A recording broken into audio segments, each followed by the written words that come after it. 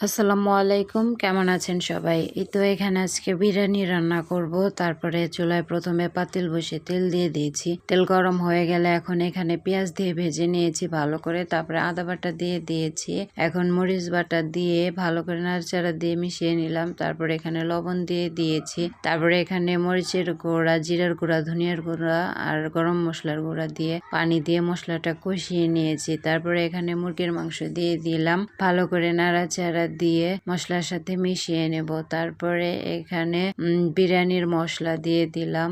আরো কিছুক্ষণ নাড়াচাড়া দেওয়ার পরে ঢাকনা দিয়ে ঢেকে রেখে দেব কিছুক্ষণ মুরগির মাংসটা কষানোর জন্য। তারপরে এই তো মাংস কষানো হয়ে গেলে এখন এখানে পোলাওর চাল দিয়ে দিয়েছি। তারপরে নাড়াচাড়া দিয়ে নিয়েছি। এই তো এখানে কয়েকটা আস্ত কাঁচামরিচ দিয়ে দিলাম। তারপরে এখানে ফুটন্ত গরম পানি দিয়ে দিলাম। ভালো করে নাড়াচাড়া দিয়ে ঢাকনা দিয়ে ঢেকে রান্নাটা করে নেব। এই তো আমার রান্নাটা করা হয়ে গেছে। বিরিয়ানি রান্না করা কেমন হয়েছে অবশ্যই কমেন্টে জানাবেন।